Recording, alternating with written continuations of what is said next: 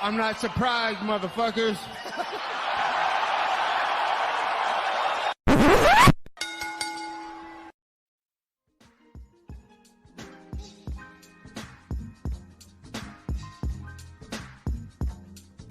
What is up, ladies and gentlemen? Welcome back to the Courtside Soundoff podcast. Once again, I'm Josh Evanoff. As always, welcome by the one and only man of the hour, too sweet to be sour.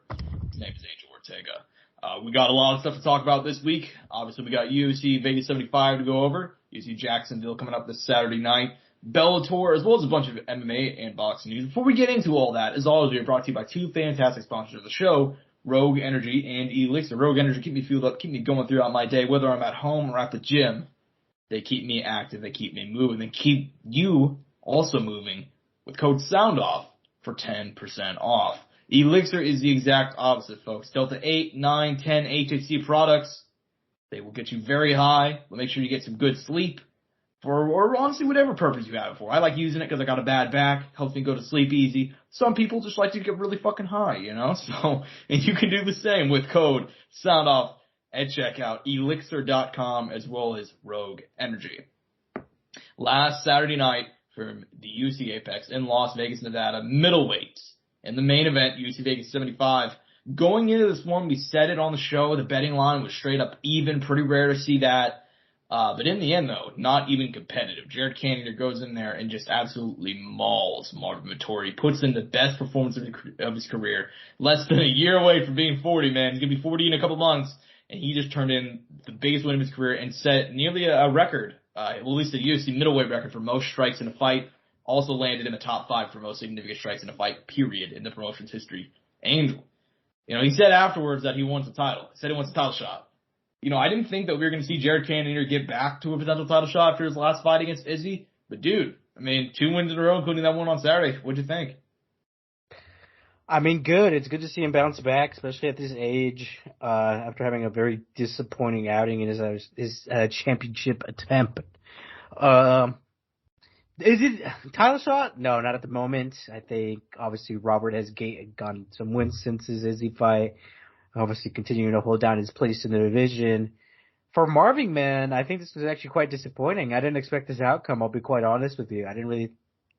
It's already made a good point that I heard was like, you know, what does Marvin Vettori do very good? You know, he does a lot of things well, but what does he do good? You know, where does he want the fight at? You know what I mean? And, you know, he can go out there and fucking throw bombs and has a good chin and, you know, has pretty decent wrestling, you know, and probably a pretty decent sub game along with that. But like, where does he want the fight to be? You know, it seems like maybe there's a lack of evolution, a lack of growth in his skills. And it almost seemed to me there, like, for a while, Josh, it was Robert Whittaker, Marvin Vettori, Jared Cannonier, and then the rest of the division. I might be wrong. It might be, and everybody else kind of in the middle falls in between, and then there's the bottom end guys of the top 15 rankings. Is it really Israel Adesanya, Robert Whittaker, and Jared Cannonier, and then everybody else in between, and then the last final guys of the 15? Say the last part again for me, please.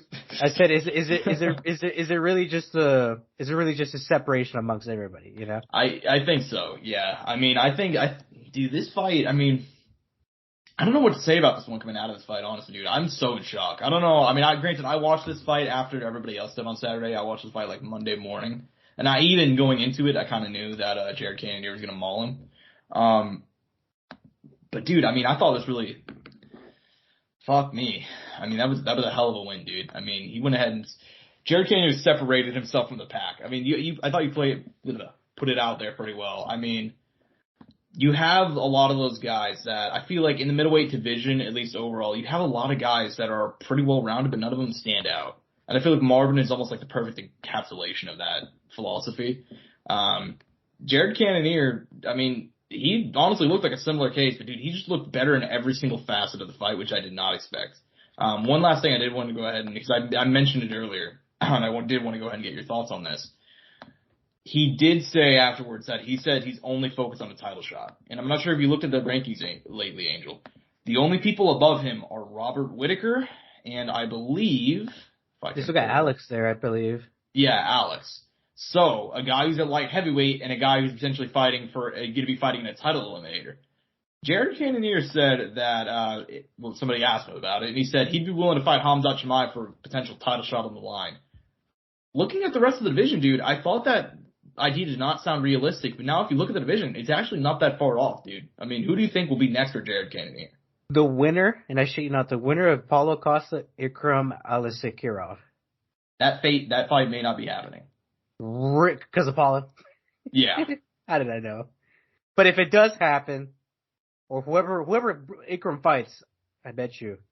That could even be Chimaev. They might even be trying to force that fight on Chimaev. But it seems like Chimaev was trying to get a 170 bout against Kamaru, but apparently there's actually I've heard there's no official negotiations of that. Regardless, though, I feel like they're going to make Jared fight another no matter what, and it'll be someone near the top. Whoever that may be, I don't know. Mm-hmm. Yeah, that's kind of where I fall on it, dude. I'm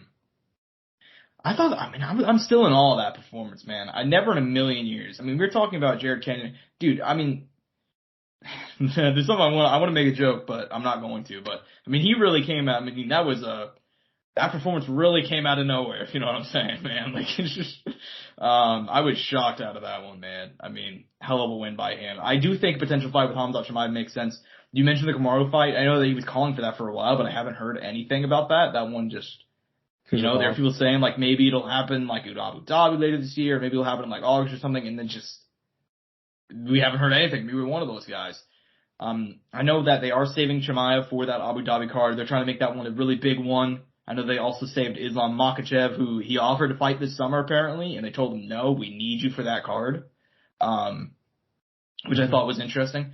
I think a Cannonier Khamzat Chimaev fight makes a lot of sense. Normally, I would agree with you, Paulo and Ikram, but I don't think that fight's going to happen. I think Paulo's got, I don't know, man. I mean, he said that he hasn't signed anyway, so, and this is like the second or third time that's happened with him. So I don't know. Always some shit. Who did he fight last? Was it the Luke Rockhold fight? It was Luke. Holy shit. Which was a banger. It was a banger, but I remember he had who canceled? Not canceled, but was it Strickland? I can't remember. Who he was supposed to fight, and then it was a banger though. I can't remember who he was supposed to fight, and then it just didn't. It was supposed to be in Australia. I remember. Yeah, I don't remember though. Nonetheless, he has had a couple of those fights kind of canceled recently. But anyways, yeah, I mean, I have optimism for Jared Cannonier. That's something that he'll get a big fight. I think after this performance, you got to give him somebody big. And like I said earlier, I'd never in a million years would imagine that he'd crawl himself back to a title shot, because he got 50-45. He was 38 years old. I mean, you don't see that happen really. But apparently it is. So props to Jared Cannonier, never in a million years, man. In the co-main event, though, we do got to go ahead and talk about it, man. In the co-main event, Arman Tsarukyan gets a bit of a scare from Joaquin Silva. In the end, he still wins by knockout in the third round. Afterwards, he called out Michael Chandler, who we'll talk about later. Poor Mike, man. He went for a potential payday of his life to facing Arman Tsarukyan. But nonetheless, it was a bit of a disappointing and shocking performance against the short notice replacement on Saturday. What did you think, man? I mean, kind of what I expected. Nothing but a finish was the only thing that I expected out of this, and that's what he ended up getting. Obviously, there was a scare in there for a second, but he showed his championship potential level, I think, or his the fact that he was able to control himself when things got out of order and a little bit out of his hand, and was able to take the fight where he wanted it and get to a place where he could recover. As far as the Chandler fight, I mean, I think there's potential for it. Are they going to do it? I don't know. He didn't move at all in the rankings because of that. Obviously, it was a ranked opponent. I really don't know who you give him. I was thinking, I mean, I doubt to try to run it back with Gamrot just because it's so soon. Mm-hmm. But I was like, maybe a Fasiv, a Beneil Dariush potential matchup. I don't know. Because I don't think they'll match up Michael Chandler and Arman Tsarukyan at this time. Mm-hmm. Even RDA matchup I'd be interested in. I know that's a guy who's below him in the rankings. He's 9. But and I mean, the only reason I say is because RDA is still ranked in this division. You might as well give him a good opponent, you know? Mm-hmm. Maybe they try to run back Renato Moicano. I don't know if they'll do that. For some reason, I have a weird feeling they're going to make him fight down someone like a Dan Hooker. Dan Hooker beats Jaden Turner in their fight, or like I said, McConnell, maybe potentially Grant Dawson, but for some reason I feel like they're not going to give Arman like a name in a division like Justin Gaethje, Dustin Poirier, or Charles, or Chandler. Yeah, I think he potentially could have gotten a really big fight had he gone out there and just smashed this guy. And then he didn't. And instead he actually got rocked and nearly finished, and that sucked. Now granted, I do think that he recovered in the way that you expect the top 10 guys to.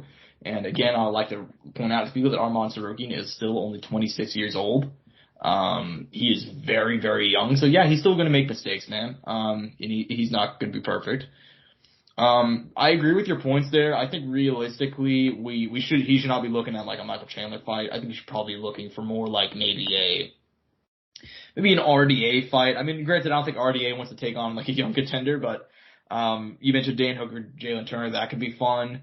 Gamrot, probably not, but Fiziev, I think a Fiziev fight could potentially happen next, as well as Dariush. I think those are all legitimate good shouts. I do think him asking for Chandler is not going to happen. I would love it to. I think that fight's an absolute. That's a banger fight. That's an all-time banger right there, dude. I fucking love that fight. That's two specimens right there, dude. It really is. And I think that fight will happen at some point. I think it will at some point. But next, probably not. Probably not. But, I mean, weird things have happened, especially with Chandler kind of sitting on the sidelines right now. We have no idea what's going to happen, so who knows? Yeah, he kind of got cucked, like. I mean, we'll talk about that near the end of the show because we have to talk about, like, tough because I feel like the thing is, though, like, I'm cutting you off a little bit. No, go for it. I feel like because of who he's lost to, he's not going to be fighting up anytime soon because obviously Justin and Gaethje are facing off. Charles is looking for a rematch in Abu Dhabi, you know? Mm-hmm. Like, that really only kind of left Conor at the time as far as, like, a really big name. Like, who else is he going to take on? You know what I mean? Mm-hmm. Yeah, I hear you. You actually make a pretty good point. Yeah, I don't know. We'll have to see how it plays out. The lightweight division is in a state of flux right now. Even Islam, I saw an interview with Islam Makhachev, and he went in and talked about, like, yeah, I was hoping to fight, Dariush, but now he lost, so I wanted to come back in the summer. UFC told me no. I really don't have a clue what's happening right now. Like, he was just straight up. He was just straight up about it. He was like, yeah, he's gotta let things play out. Yeah, he's like, I asked to fight in the summer. They told me no. They said I had to wait. I wanted to fight Dariush, and they had to fight Charles Oliveira, and he lost. Like, it's like, so even if the champion has no fucking clue what's happening right now, I'm assuming nobody else does anyway. I feel like for some reason, if Conor and Chandler were to still fight, which doesn't seem like it's gonna happen, I feel like if Chandler would have won against Conor, he would have got the winner of Dustin and Justin in a Dustin and Justin, so fucking hard to say, in a rematch for a title eliminator. But if Conor would have won, Conor would have skipped the line and got the fucking title shot. If not, I feel like they would have matched him up against one of those guys to get the title shot next. Mm-hmm. I kind of disagree. I think the winner of Chandler and McGregor would get a title shot anyway. Just because UFC knows it'd be a huge fight. Like, if Michael Chandler goes out there and starch, I mean, he's already one of the most entertaining guys in the UFC, period. But if he went out there and, like, starched Conor McGregor. I mean, I think it would also depend how the fight would go, too, you know? Because, like, let's say it was kind of boring and drawn out. Yeah. For some reason. Which I don't think it would be because of the two guys you got in there. But, you know, like, I feel like they would potentially be hesitant to Chandler. Or maybe they wouldn't, because maybe they didn't know he'd fucking go out there and either be killed or be killed. Yeah, I mean, I think that's kind of why I think he gets a title shot anyways, because he is kill or be killed, and I think that the UFC loves that type of shit. And I mean, at this point, if hypothetically, if like Chandler were to go out there and fight Conor after waiting for all this time and he wins, he gets a title shot, I wouldn't be mad about that. He's been kind of fucked over in this whole process.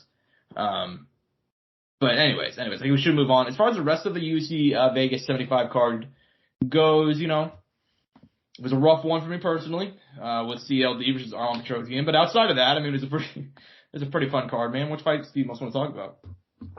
A lot of subs on the card, man. Some surprising moments. Obviously, we had the premature stoppage. Ronnie Lawrence, Dan Argueta, heartbreaking. You mentioned Modestas Bukauskas last week. He came back with a win, man, against Zach Paga, which I thought about putting money on that one, but I was like, I'm hesitant. Good thing I avoided it. Mm-hmm. Let's see here. What else? And then, My highlight of the week, man.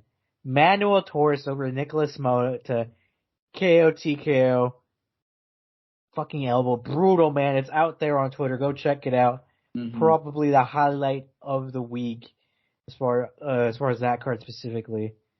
I don't, do you have anything else to mention or anything I didn't mention? Yeah, I was just gonna say that was a crazy, that dude, like, that's a knockout that, like, is rare, man. I mean, that was absurd. Just fucking step in. It was perfect knockout. So, yeah, I mean, I don't have too many final thoughts, man. I think, sucks for Zach Pauga losing, opening fight of the card. I saw some people thought he might have won that one, but regardless, It's just like, I'm not gonna start that. I'm not going to get into it. Yeah, I think it's a robbery either way. You know, our boy Jimmy Flick coming up short. That one sucks because I don't want to say I had hope for Jimmy Flick, but I remember he debuted with, like, what was it, a flying triangle against Cody Durden or something. And then he's lost 2 in a row now, both by finish. That kind of sucks, but, you know, Nicholas Dalby picking up a win. He's kind of staying around here, man. He's a veteran of the game that you don't really think about, but, like, 3 wins in a row. Since he joined the UFC in 2019, he's gone like 5-1 or something. Like, he's putting it together, man, in his second run. So you got to give him props, I think. Defeating Muslim Salikov, obviously. You know, it was a fun card. It was not a perfect one. I think for an Apex card, it was solid, though. These Apex cards are, you know, very hit or miss. But you know what, Angel? We're back out on the road this week. We are back out on the road. Road trip. UFC Jacksonville going out with the VyStar Veterans Memorial Arena in Jacksonville, Florida. In the main event, ranked featherweights Josh Emmett, Ilia Topuria. Josh Emmett been out of action since his loss to Yair Rodriguez and a battle for interim gold in February. Ilia Topuria, one of the hottest guys in UFC right now, 13-0. All but one of those wins coming by the way of stoppage, including a dominating win over Bryce Mitchell in December. By the way, they put that shit on YouTube, dude. Did you see that? Yeah, I'm surprised they put it on YouTube. I know they allowed attempted murder on there. Anyways, man, I'm very excited for this main event. What do you think, man? I think regardless, it's going to be an explosive one that fans should tune into. Man, I am excited. I've been on the Elliott train for a while now, man. He was a guy that I kind of kept my eye on ever since he kind of stepped into the UFC. I was just like, there's something about this guy. I don't know what it is. And now look at the position he's in. He's fighting Josh Emmett, a guy who was in a title eliminator fight, where I get a vacant title bout, right? Interim champ. It's probably the proper way to put it. Mm-hmm. And he's getting an opportunity to fight the guy who was there in that position, the guy who just fought Yair, who's going to be fighting Volk soon. Like, the competition he's facing now is of the highest caliber, and he's one of these guys who's going to come in and shake it all up, I think. And he brings exceptional power, has a good sub game, good counter wrestling, good wrestling. He seems like the well-rounded fighter you kind of could see potentially in a championship fight. So, man, this week I'm going to go with Ilia Topuria. It's been Ilia Topuria this whole time. And I mean, and like you said at the start, man, that Bryce Mitchell, amazing, you know, fight of the night performance, you know, is kind of, I think, portraying a lot of people's eyes to him, and he's going to come in here and, I think potentially put himself in the title picture here real quick, or if not, or right after it. Yeah, I got to give you props. I mean, you've been on Ilia as far back as I can remember, so, I mean, yeah, I think he's going to go out there and fuck him up. I'm a big Josh Emmett guy. Us Josh has got to stay together. It is. No, I'm joking. It is what it is, you know. Like, no, but I have loved watching because I never thought Josh Emmett was going to be I remember when he first came into the UFC and, like, he lost to Desmond Green and he had, like, a couple of so-so performances. I was like, I don't think this guy's going to do anything. And even then he knocked out Ricardo Lamas, and then he got murdered by Jeremy Stevens, had to take off an entire year. But then after that, he put together a really nice run. I thought he did a great job kind of fighting against time, you know, because he's a 38, about to be 39-year-old featherweight. That's so rare. I think he's done a great job of fighting off Father Time until now. But now he's not fighting just Father Time. He's fighting a bad motherfucker in Ilia Topuria on Saturday night. So I'm going to go ahead and take El Matador to go ahead and get the win. I think it's going to be a banger though, regardless. Josh Emmett, nobody puts him out easy. So it's going to be an excellent fight on Saturday. I'm very excited for it. You know, co-main event though.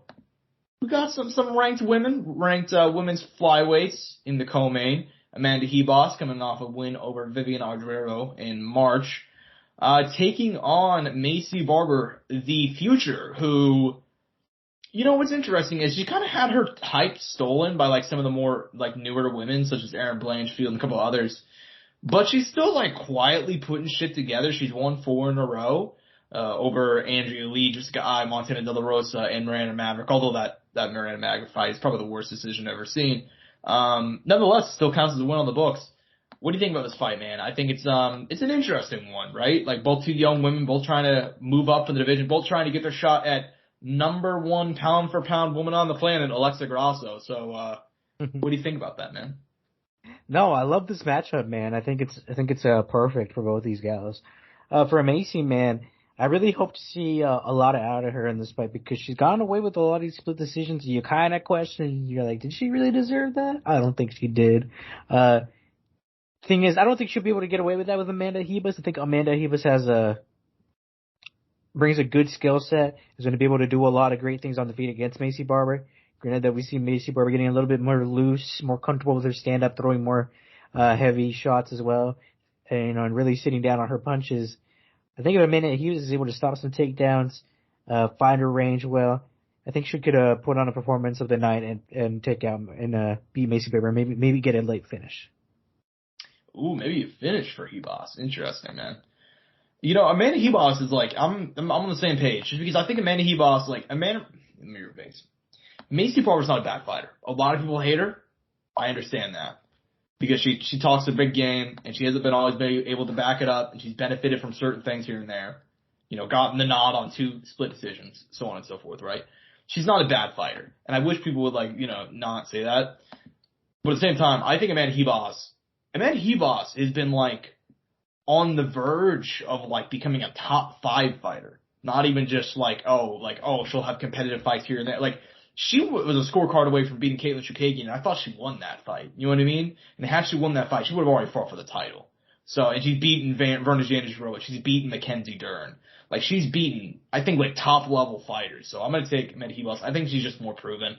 Nothing towards Macy Barber. I think that Hebos is the more proven fighter. I think she's the more well-rounded fighter, and I think she's just better everywhere, man. I think like maybe Macy Barber has more power on the feet, but I don't think she'd be able to put out Amanda Hebos or anything like that. So I'm gonna take the Brazilian to get the win, and that'll be 3 of 4, and who knows what could come next after that, man. So, but in regards to this UFC Jacksonville card, there's a couple of interesting fights up and down it. Which fights are you most looking forward to on Saturday night? Oh, man, let me see right here. The big one for me, man, is Brendan Allen, Bruno Silva, opening with the main card.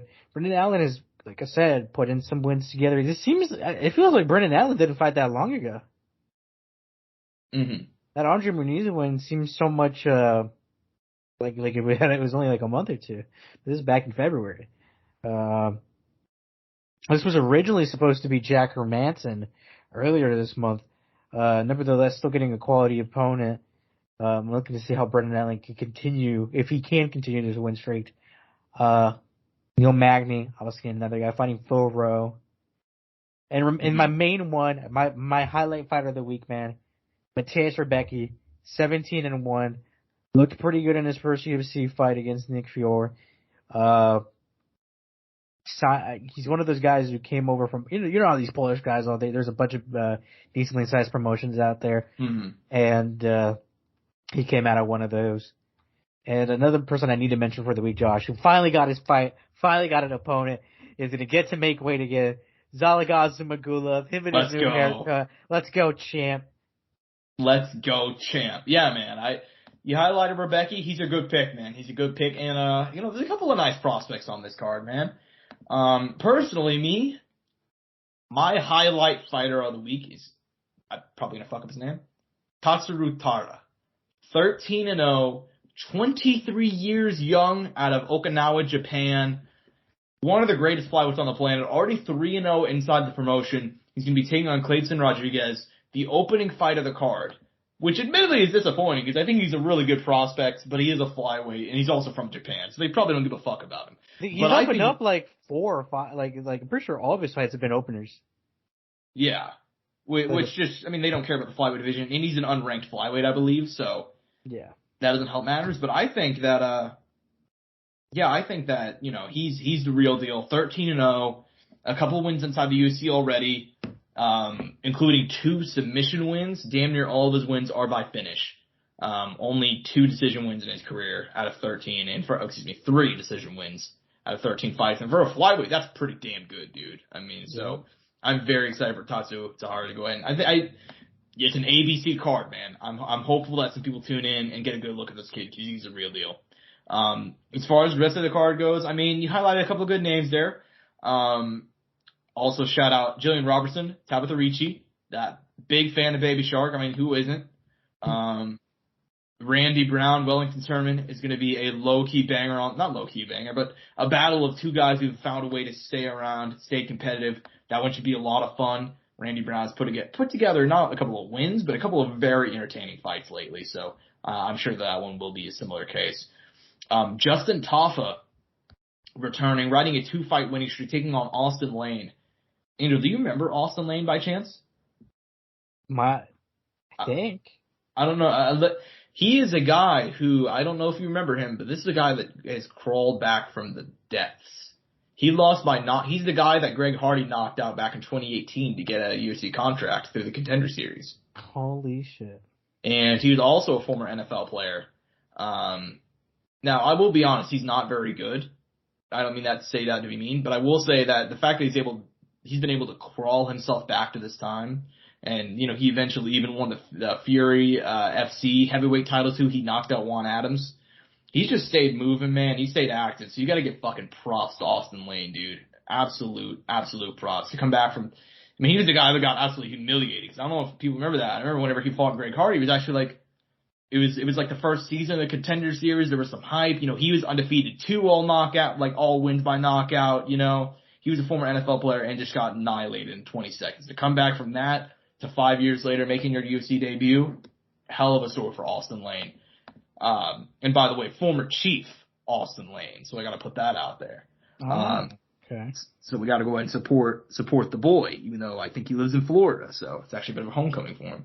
Yeah, man. I mean, outside of that, I mean, I don't have too many thoughts, man. I mean, Cody Brundage is actually kind of a funny one.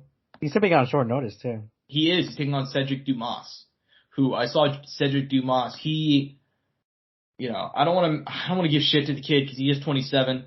But he was a guy that made a lot of headlines because he said that like he won't do interviews unless they pay him, and he also had some domestic violence stuff come out, and then he got like dominated by Josh Fromm in his UFC debut. So we'll see if he can make a turnaround against Cody Brundage now. Yeah, man, it's a pretty competitive. It's a pretty competitive card, man. I like it up and down. Like there's a couple of really entertaining fights that are gonna happen on Saturday. So I'm pretty excited for this one. But that being said, Angel, we do have a little bit of content to go over at Bellator, man. Because I don't know if you were on the same page, but on Friday, like over the weekend, I'd say I probably saw more Bellator coverage than anything else. Because on Friday night, from the Wintrust Arena in Chicago, Illinois, in the main event, Vadim Nemkov defeats Yoel Romero 49-46, 49-46, 49-46. Unanimous decision to retain the gold. That's his 4th title defense, Angel. And also, that is a record for the Bellator light heavyweight division. Angel, I'm just going to go ahead and ask you straight up. Is Vadim Nemkov the greatest light heavyweight on the planet today? Look, I think it's possible. I don't know. That's a cop-out answer. It's a hard question to answer. I feel like he's not far from it. Yeah. He either is it or he's right there or is second. I think that's probably the best way to put it. Yeah. I mean, what did you think about his win over Yoel on Friday, excuse me? I mean, it was good, but it was kind of what I expected. That was my only issue. I think Yoel is good. Obviously, he had a lot of potential at 205, but the issue is I think he finally looked old in this one, Josh. Like, he had already looked old, but he looked old in this one. He was slow. He had explosions, but they're not the explosions he typically wore. Like, it's clear that time has made its mark. Mm-hmm. I agree. I think that's probably the best way to put it. I think he looked slow. As much as I like Vadim Nemkov, I actually was more impressed with his win over Corey Anderson than I was with this one. I felt like this was kind of just another night at the office for him. I do agree with you. I think I'll say it. I think Vadim Nemkov is the greatest guy on the planet right now. I think that Bellator, for the most part, I think there's some people who are still like, oh, the UFC is the best of the best, but like I mean, dude, we've seen some of these. We see like 3 out of 4 Apex cards a month. You know what I mean? Like, I'm not going to say that Bellator overall has better talent, but I will say at light heavyweight, it's competitive. They got some dogs in the Bellator light heavyweight division. And I think Vadim Nemkov leading the pack, dude, I think he's a bad motherfucker and might be the greatest light heavyweight on the planet. Granted, like I said, I don't think this fight was the best example to show it because it was kind of just him coasting. Yeah, I think Vadim Nemkov is the real deal. And I don't know who he's going to fight next, but I mean, look, man, I'll watch any time he fights. I think he's the real deal, and there's a clear talent there. Like, he's a special guy. I think he hinted at heavyweight, right? He did hint at heavyweight, and if he goes to heavyweight, oh man, that's gonna be fun. Him and Ryan Bader, maybe. Yeah. That'd be. But it's fun. Looking like Linton Vassell, Ryan Bader right now, though, right? I believe so. Yeah. So, Dang. And let's be honest, Linton Vassell cannot be stopped. So, fucking somehow, it's just nobody can beat Linton Vassell. He is unstoppable, at least right now. So, we'll see how that plays out. But anyways, man, I mean, that was obviously a huge win for Vadim in the main event. But I feel like as much as people talk about the main event, it kind of got overshadowed by the co-main event, dude. And you make a great point there, and let me tell you why. Because I was watching, and we were going into Pitbull Pettis, and I was like, all right. And the fight ended, and they're like, okay, Nemkov, Romero next. I was like, what the fuck? There's still more? I forgot. I forgot that fight was on the card. And that was the main event. He got massively overshadowed, dude. Yeah, because and then the fight. I mean, go ahead. You can get into it. Yeah, I mean, in regards to the co-main event, man, what a performance by Sergio Pettis, man. I mean, I don't even know what you can say about this kid. He left the UFC back in 2018, and I never in a million years would expect him to have this sort of success. I mean, to put together a 5-fight win streak in Bellator, defeat Juan Archuleta, knock out Koji Horiguchi, and then to go in there and face Patricio Pitbull, the favorite, a 2-division champion, and just go in there and dominate him. I mean, absolutely just a stunning performance, dude. What did you think about his win on Friday? He made his place. He's made his own legacy at this point. You know what I mean? I think that was a big time win for him. That I think is gonna. He's not going to be necessarily overshadowed by his brother as much as he wanted to. Because, his brother was UFC champ, WEC champ, loved on the fucking Wheaties box. But, Sergio has now made his own kind of mark, in MMA. And with some pretty decent names under his belt, man. And that's awesome. As far as Pitbull, man, a lot of people commented on his weight cut. I didn't think he looked that bad. I remember when that picture came out of him making weight on the scale. People were like, oh, this reminds me of something, and they showed TJ. And I was like, I really don't think he looks that bad. And you also got to remember, TJ was taking 100+ supplements to fucking live.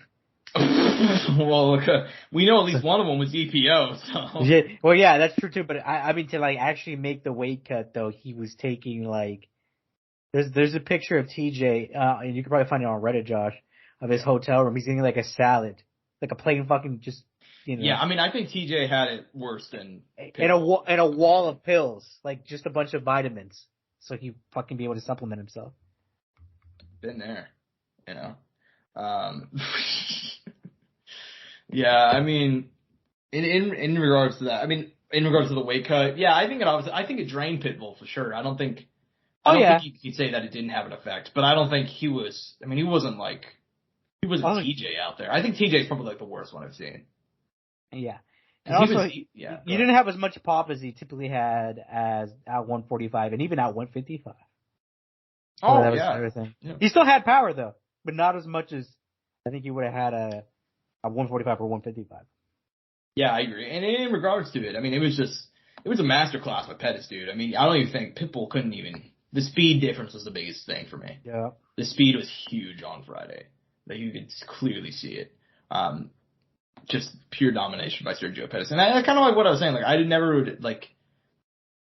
have never expected the fight to play out this way. I thought if Sergio Pettis was going to win, I think I could have seen him cashing. Patricio. Like, just, cutting a lot of weight. He's gotten the power. He showed that against Horiguchi. I thought maybe he could, knock him out. I would never expect him to, put in a 5-round domination, barely get hit. You know what I mean? But that's what he did. So, full props to him, man. Obviously. And also, can be facing our boy next. The winner of the Bellator, Bantamweight Grand Prix, which granted isn't necessarily... Oh, yeah, you just sent me the picture. Oh, Jesus Christ. Yeah, I forgot how bad TJ looked. Yeah, it was 37 supplements that he was taking. God damn. Well, it was probably, actually, my bad, Josh. It's 38. They didn't include EPO in there. Yeah, you're right, they didn't. But yeah, we're going to have Sergio Pettis versus Patchy Mix next. What do you think about that as a potential matchup? Banger. Banger. I agree. I'm very intrigued by that. Angel, is that the best 130? I'm not gonna put you on the spot with that one. Is Sergio Pettis or Patchy Mix the greatest bantamweight on the planet? I think Mix could definitely be up there potentially. What like that? I think they're both up there, honestly. Pettis is champ, but I don't know how long it's gonna last. I actually, like I said, I know that sounds crazy, but you really got to think about some of the recent wins that he's put together. But you also got to look at Patchy Mix's recent wins. No, I know. I'm saying that they're both some of the best on the planet. I gotta say, I think between, I'll put it like this, I think Mix is better than Pettis. Yeah. Fair enough. Regardless, that we did have some other fights on this card, Josh. Corey Anderson getting the split decision win over Phil Davis. Oh, yeah. Not the most exciting. We didn't do a pick for this one, but I thought Phil Davis was going to win. I thought Corey Anderson obviously had a great chance of winning. He ends up getting the split decision against Phil Davis. Granted, though, it's always a hard looking good against Phil Davis because of the way he fights and how safe he is, and doesn't take a lot of damage really ever, Josh. But Corey Anderson getting one more at 205 in the Bellator promotion, looking to get a potential trilogy against Nemkov. Mm-hmm. Yeah, I don't think a potential. I mean, okay, so I could see that fight happening. I don't want to see that fight next. I will say that it was a big win for Corey Anderson. I think people disrespect Phil Davis. I always feel like people disrespect Phil Davis. I mean, for him to still be competitive at 38 is because Corey Anderson's the real deal still. I don't think a trilogy fight will be next. I don't think it's that far off either, just because Vadim Nemkov. Who else will he fight? Like who else? If you look at the Bellator rankings right now, which I'm pulling out currently, who at light heavyweight could he fight? That's like a better. I don't even think he has a contender right now. I agree. Yeah, that's why I'm saying like. You gotta give credit to Phil Davis though. I think I said this to you privately. He's in the last 10 years, and before the Corey Anderson loss. Mm. I believe that the only two people he's lost to in the last 10 years are Nemkov and Ryan Bader. Now Corey Anderson, but yeah, dude. If you look up the division, I mean it's slim pickings, dude. I mean, who we got? We got Corey Anderson's number 1, Phil Davis is number 2, Yoel Romero's number 3, Grant Neal number 4, Alex Pelosi number 5, our boy Yags number 6, Julius Anglika 7, Luke Traynor 8, Carl Moore 9, Carl Elbitrin 10. Excuse me. So yeah, it's pretty slim pickings, dude. Yeah, I think the big one on there they're hoping for, I think, is Carl Moore. He's put in some wins together. Obviously, I don't think there's necessarily a lot of interest behind that fight. But I think if there is a guy that they're really looking towards, it's probably him. If not, obviously, Grant Neal. But like you said, it's slim pickings. I'd say those are probably the two main guys I'm looking at as well. Yeah, I agree. That's tough. That's real tough, man. Yeah, I mean, realistically, actually, now looking at it, maybe a Corey Anderson trilogy next if he does not decide to go up to heavyweight. But I'd even be fine with a one-off heavyweight fight, honestly. If he just says fuck it, wants to have like just a fun fight. If he doesn't want to like wait for Bader or Vassell, like if he wants to just go up and have like a fun one, I'd be down. Just someone at heavyweight. I mean, yeah, that'd be cool. Yeah, I mean, like you tell me that you would not be down for a, Davion Franklin versus Vadim Nemkov fight, or Tim Johnson versus Vadim Nemkov. Oh my God, Tim Johnson versus Vadim Nemkov sounds like an all-time banger. Moldavsky. Well, I guess Moldavsky and him trained together. Marcelo Home. Yeah, I guess looking at it now, it's kind of like a man heavyweight division too. So never mind. That's how MMA is, dude. Light heavyweight. It's really those first four guys though. Yeah. Maury, Moldavsky, Vincel, Bader. After that, there's a pretty. I'd say Oleg Popov isn't like the other guy in there too. Yeah, I like him too. Yeah. But outside of that, yeah, it's rough. Yeah, definitely. You know, I mean, in regards to the rest of the card, dude, I mean, Daniel James suffering a loss in the main card opener. I don't know why they booked that fight. We talked about this when we got lunch on Sunday. I was like, why did they even book that fight? Yeah, Daniel James was not that far from putting himself in the title picture. Granted, though, I don't know how successful he would have been. But they gave him their number 10 guy who is coming off loss. Like, what the fuck? And Daniel James was riding a 2-5 winning streak within Bellator, and he was ranked number 4. He fought the number 10 guy. Where the fuck does this make sense? Mm-hmm. Yeah, it makes no fucking sense. And also, they were having him fight, you know. In his hometown, they couldn't give him, like, a layup or someone competitive. Yeah, he's fighting his hometown. And by the way, one quick thing. We're pretty dumb. I was listening to the show back last week. We were like, why are there so many Russians on here? Fucking, like, Chicago is well known for having, like, a very large Russian population. That's why Fedor fought there, like, 6 times. I mean, it also Nemkov was the main event, too. So. Yeah, exactly. So, I mean, that's why they had a lot of Russians on here. Poor Daniel James, though. That one sucked to have to watch. But, I mean, honestly, you gotta be honest, kind of a depressing night. I mean, our boy Emmanuel Sanchez also lost. That's probably it for him in Bellator. Yep. 5 losses in a row, and none of them were really competitive either, which was the problem. I mean, I guess this fight was kind of competitive. I mean, he had moments in it, but he still lost all 3 rounds. So that blows. But I mean, in regards to the rest of the card, man, which fights you most want to go on and highlight?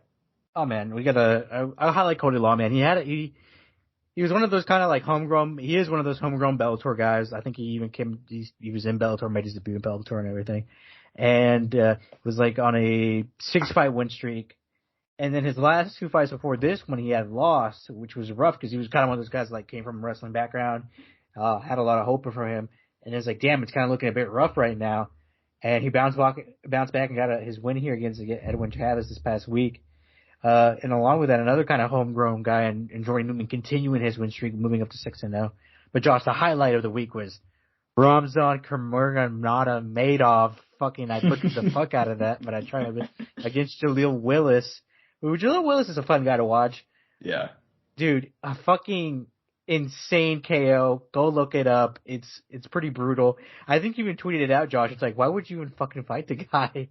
Yeah, I said this on Twitter. I said, this guy's fucking name is Hamazan Kraganov.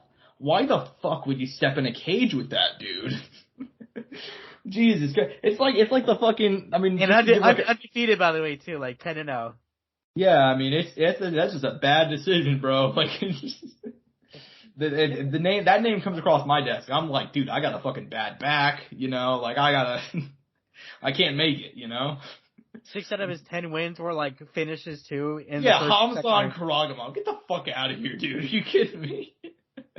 I'm gonna fight, guy. Imagine being the agent and being like, hey, yo, they want you to buy Hamzan, dude. They want you to fight Hamzan, and you're like. And your agent's like trying to convince you on this shit. Can you imagine that? Because they bring the fights to the manager or whoever, and they're like, you know, we want him to fight this guy, and they're like, and you're just like, what the fuck? There's no way I'm gonna do this. And you know, I hate to interrupt, but I have to interrupt with a fight announcement. I hate to interrupt. It just broke. It just broke. Oh my Zara God. Farron, women's 145 lives on, Angel. Oh, Zara Farron will be fighting Haley Cowan at UFC Paris on September 2nd at 145 pounds. I hate you. The lioness may be gone, but the legend lives on. That is women's 140. WEC never die. Pride never die. Women's 145 never die. I hate you so much right now, dude. I know.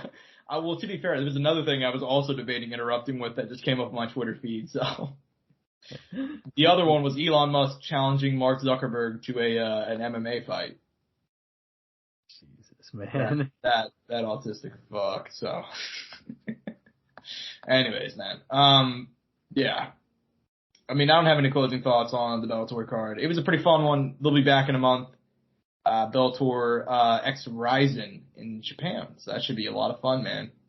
And by the way, just that card has filled out, Angel, in case you're curious. Andrei Koreshkov, Lorenz Larkin, Kana Watanabe, Beta Ortega, Danny Sabatello, Magomed Magomedov, Koji Horiguchi, Makamoto, Shinryu, AJ McKee, Patricky Pitbull.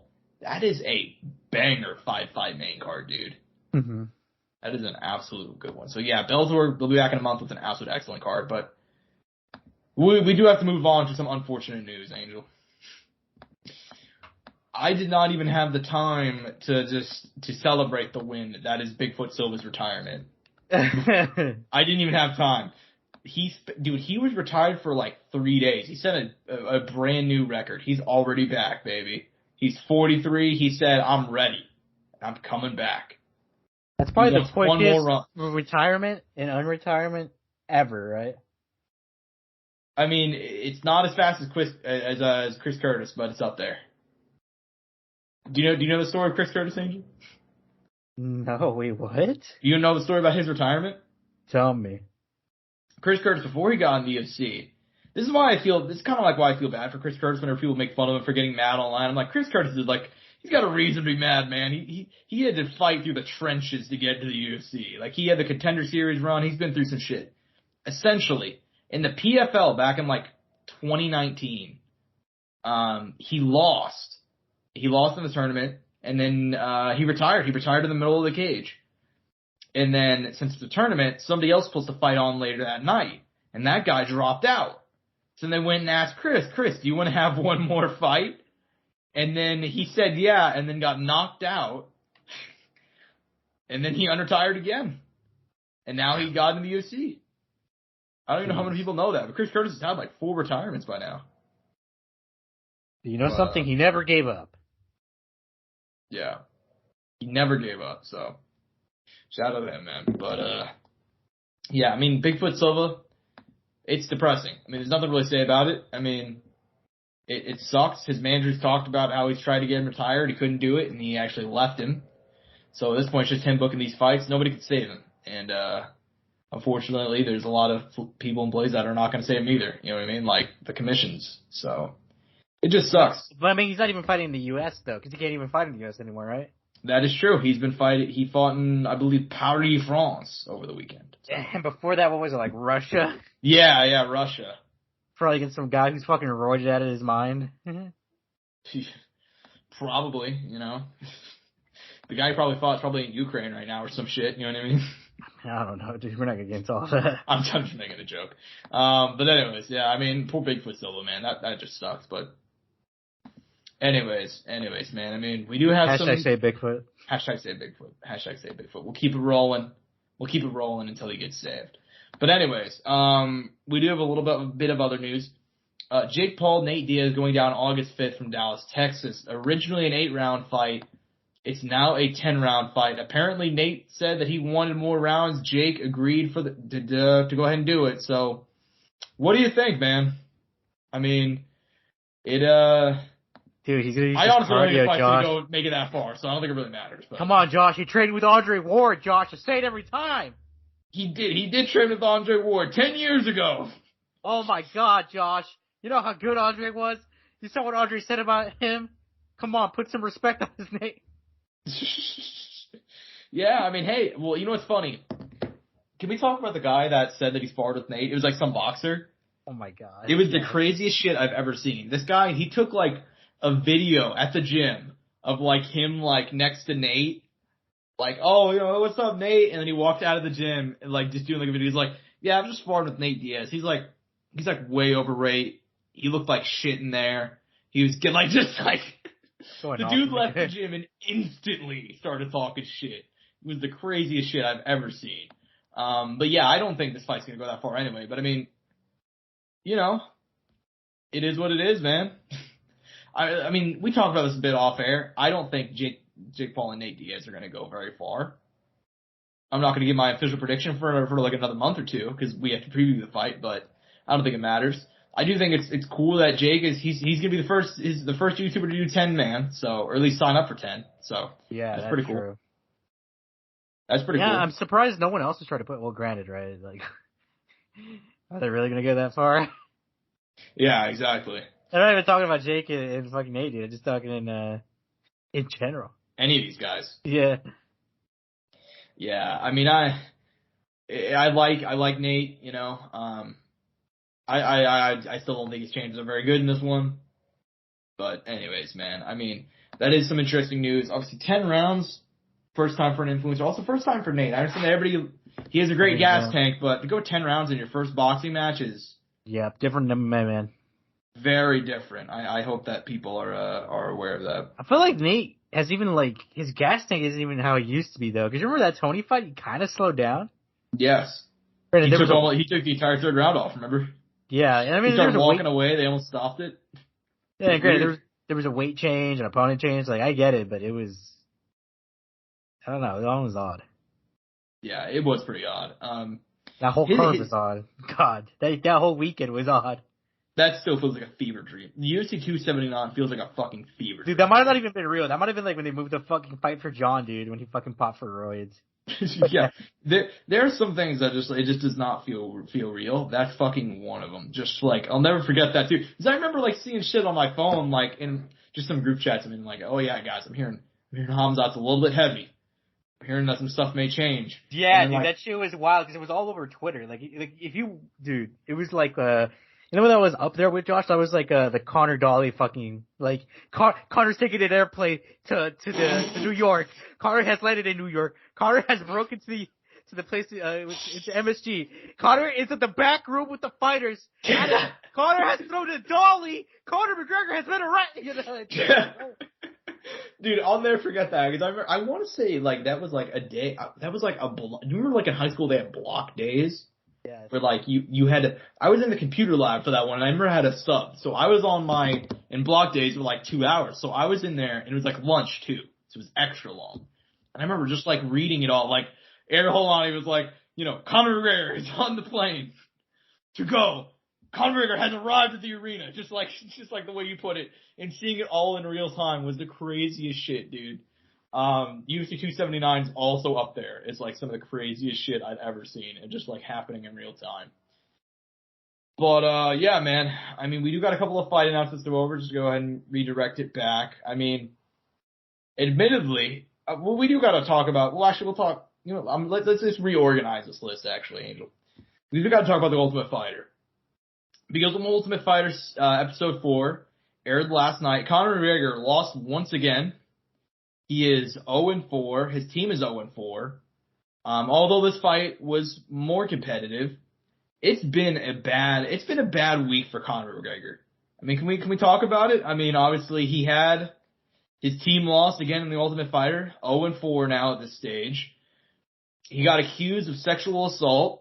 Oh, I would say, don't say it like that, but fucking YouTube will fucking. I'm SA. He was accused of SA, Josh. He was accused of SA because the YouTube algorithm will, you know, whatever. He was accused of his team went 0-4. He was accused of SA, and also his fight with Michael Chandler is now slated for 2024. He did not make the USADA window. So, like if that's gonna stop them, Josh. That's true. I mean, I don't think it will stop them, but everybody's gonna get up in arms. You know, everybody's gonna pretend like they give a fuck about you. Right. Yeah. So, anyways, man. Yeah, I think that I don't really give a fuck either if Conor's in USADA or not. And you know, I don't know why fans pretend to care either. Like, how many times has John Jones failed the drug test and he got a hero's welcome in March? You know what I'm saying? Like, fans like to care. They pretend that they care about drug tests. But the UFC doesn't care. I honestly don't care. But I am throwing it in there as like it could potentially prevent his return. But yeah, man, what do you think about all this news? Fuck, man. I mean, it's a lot. I think it's, as far as speaking directly about the fight, I mean, obviously we wanted to see it. It was a big one. It was going to make a lot of money for both guys. It was going to be a big event. It was going to have a lot of fights on the card that were definitely, that were going to be big and meaningful to the divisions that were going to be affecting. And this just kind of sucks. And then as far as all the allegations and stuff like that, obviously you never want to see anybody involved in anything like that. And if they do come out to be not true, obviously shitty is very shitty. because it makes someone look bad and it fucks with their appearance, even though you could argue that Conor's already done that himself. And then on top of that, if they, for some reason, do end up being true, fucking terrible, you know? Yeah, I mean, I don't want to speak too much about the accusations part of stuff, admittedly, just because, like... No, Josh, we're going to lay out a 1-hour statement. Look... the Conor McGregor estate. No, I'm just kidding. Look, I mean, here's the reality, right? I don't want to say that this case has already been destroyed by Conor's lawyers, but this case has already kind of been destroyed by Conor's lawyers, you know what I mean? Like, there's a lot of videos of them together on the night of, including after, whenever the alleged assault happened. So, I mean, I don't know why either he would do that in front of a group of people, or she would lie about it in front of a group of cameras. You know what I mean? That's all I got to say about that. Like, there's a clear liar there. So it will not take long to figure out this situation. In regards to Conor's other stuff, I mean, I think Conor just wants to retire, and I don't think he wants to admit it. I saw that he went ahead and so obviously I know that you saw the Ultimate Fighter, the latest episode. Do you see the clip of him talking to Wonder Boy about like training, and he just kind of like, it's like, yeah, it's going well. Like, he just kind of like, it seems like Conor doesn't care, you know? He seems very disconnected from in the show already now. Like, at times, like granted though, like, there's always coaches like this on Tough though, who kind of like if you remember the Juliana Amanda season, Amanda it kind of seemed like Nina fucking did more of the coaching than Amanda did. Amanda was just there as the personality, you know?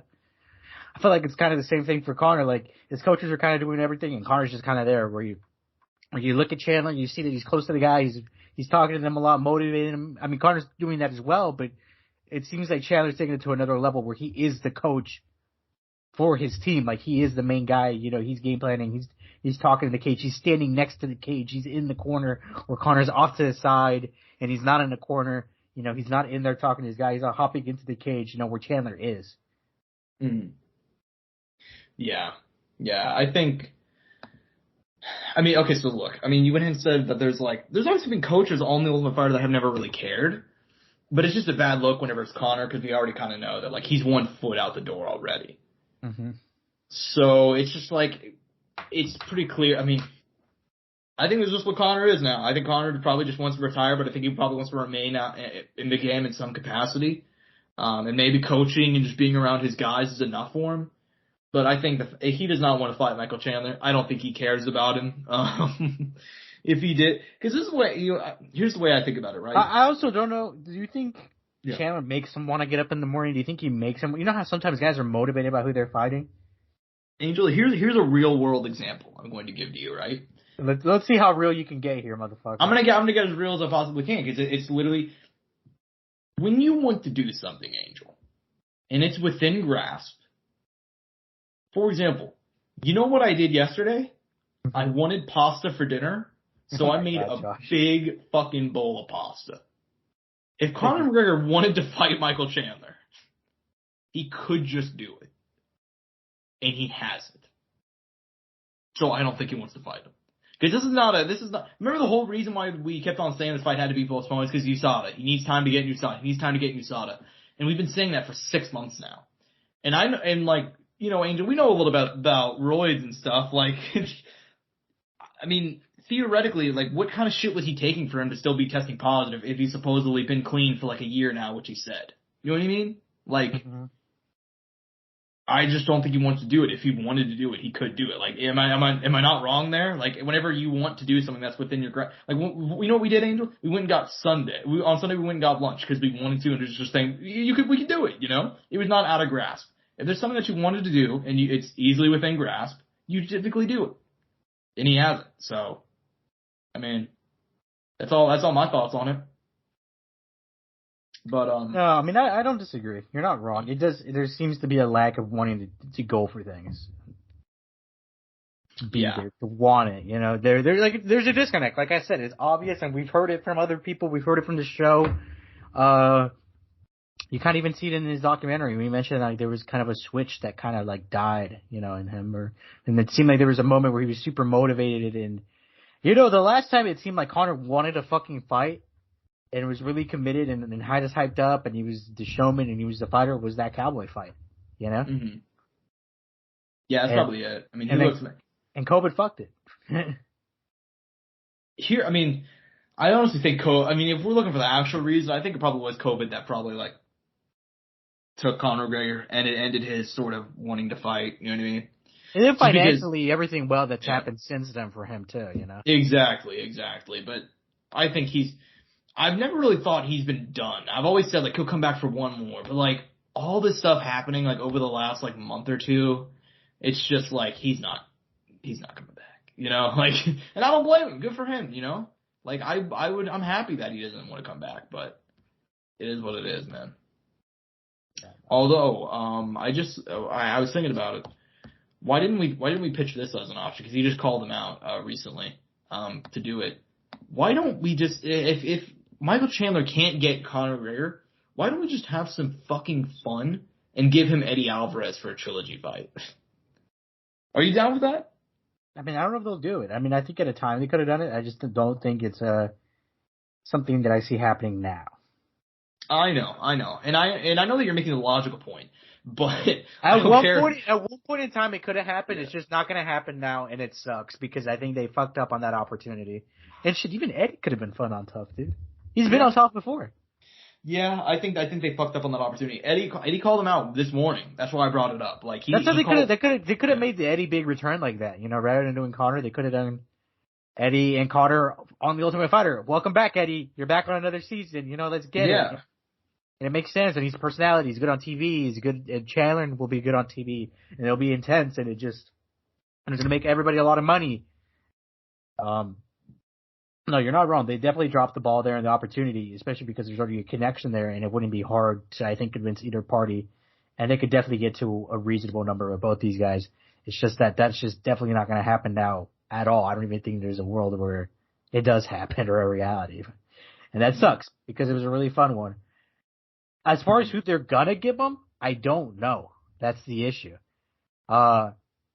He's in a weird spot because he's lost to all the guys above him except Islam, and he's not really willing to fight down unless you have some sort of relevance, I believe. And there's no guy who has that kind of, oomph to them. Mm-hmm. I guess if you want to give him someone who has some name power, like I said, like RDA, but is he gonna fight RDA? You know what I mean?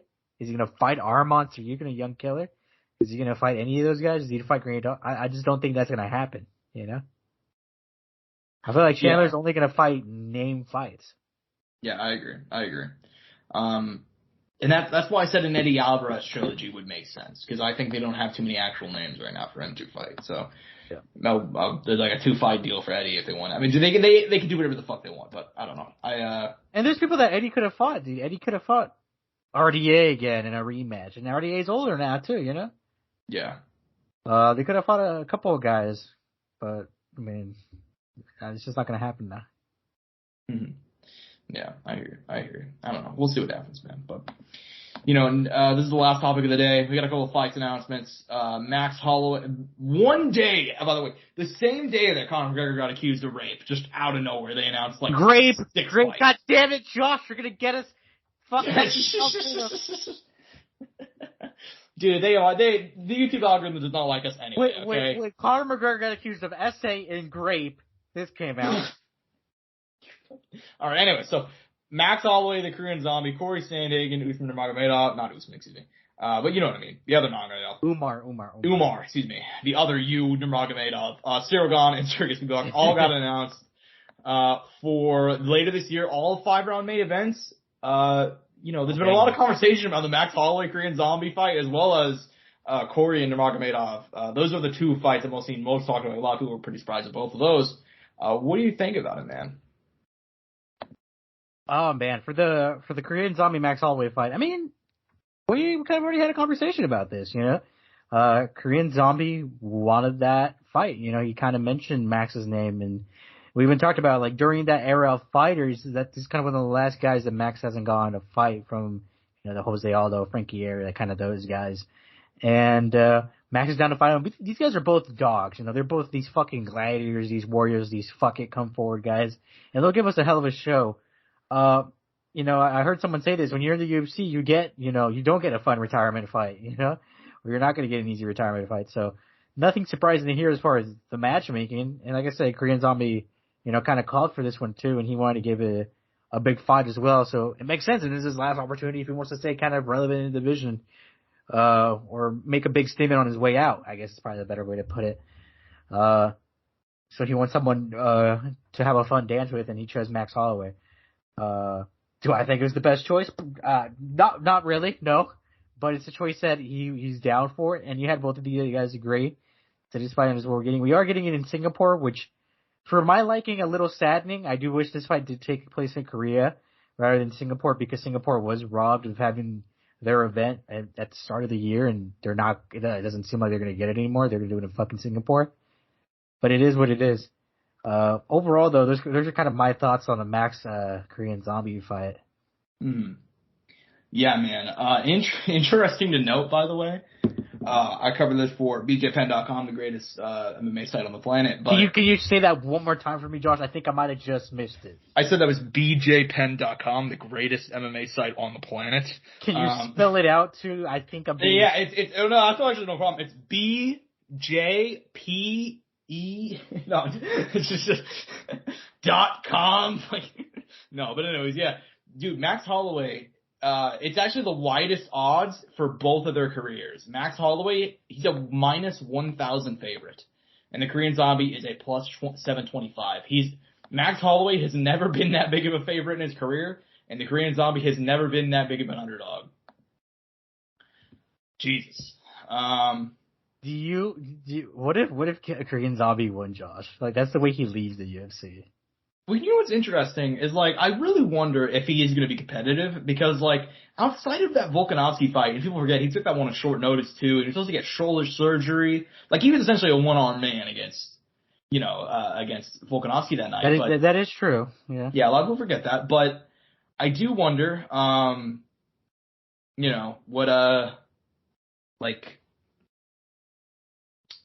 how he'll actually perform. I mean, he's taken off a year, and he's gotten time to heal. Which is the right way. Theoretically, he should be competitive. Theoretically, should be. I don't think the minus 1,000. I think those are pretty wild odds, but yeah. We'll find out the hard way. Yeah. Yeah, I mean, you cover the other fights as well. I mean, Corey, did you see why Corey said he accepted the fight? No, I didn't. This is a quote from Corey Sandhagen. He said, "I'm getting a lot of haters saying, why would you fight this far down the rankings? He's going to beat my ass, blah, blah, blah, blah. 2 reasons. Essentially, he said, I'm a beast, bitch. And that's why I took that fight. I'll see you guys in Nashville. Yippee-ki-yay, motherfucker." So Corey Sandhagen. I love Corey Sandhagen, dude. I love Corey Sandhagen. One of the most underappreciated guys, right, in the UFC. Definitely doesn't get all the love he deserves. Yeah, right? I fucking love him. He should be up there with Justin. Justin Gaethje's level of popularity, in my opinion. I agree. Dude. I love me some Corey Sandhagen. He's like, why'd you take the fight? I'm a fucking beast. That's why I took that fight. It don't matter who I face. And the Cyril Gane fight, man. I mean, just as you see that they fuck with Cyril Gane still. They like the guy because they're doing another event in Paris, and he's the main event once again. Mm-hmm.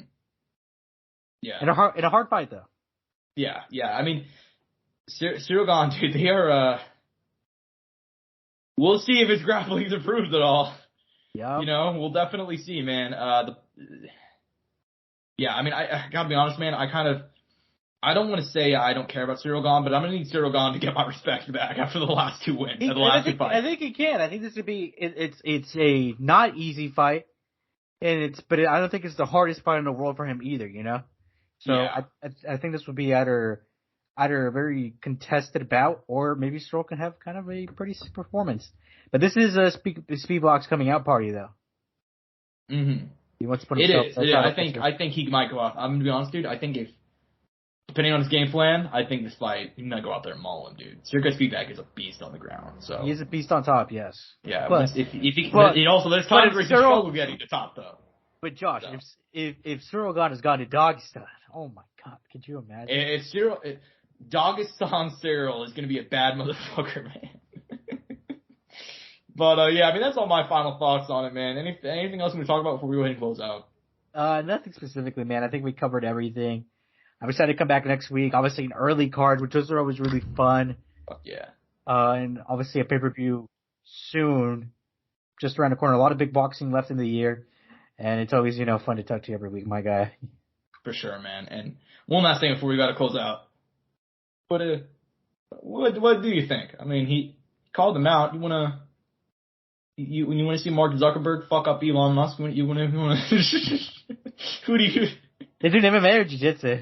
Elon said he wants to fight him in a cage. Oh, okay. Yeah, apparently Elon Musk found his balls somewhere, so now he's down to... This is the second time he's brought up fighting somebody. I don't know what's going on with him, but I hope he figures it out, By the way, I just saw the UFC 290 poster. Sick. It is sick, dude. They finally had a good one. Well, actually, I thought that the Vegas 75 poster they had with Vettori and Cannonier, I thought that looked kind of cool. It reminded me of the Teenage Mutant Ninja Turtles, It had the same font. The same green font. Fuck with it. Did it actually? I didn't look up the UFC Vegas 75 post. It was the one we just had. No, I know it.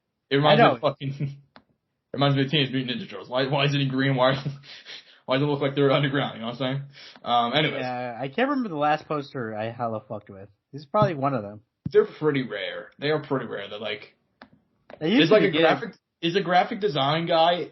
I fucking hate the UFC's team, I'm sure you do too. I know that you know how to do Photoshop and a bunch of shit too. I mean, to an extent. Obviously not as good as some of these guys. Yeah, I mean, I've always said if you give me the time, I can make a fucking better poster than some of these, man.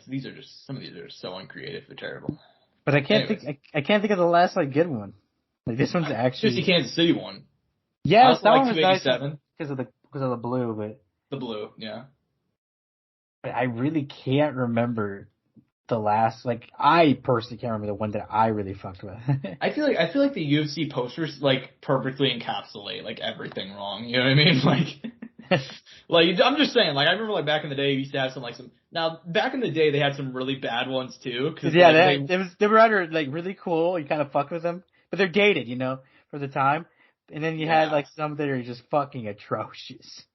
Yeah, well, exactly. I mean, they had there were some cool ones, but dude, I remember UFC 200, I want to say, where they had they changed it afterwards because Conor and Nate did not have a rematch, and they had the poster which had the writing all over their faces and shit.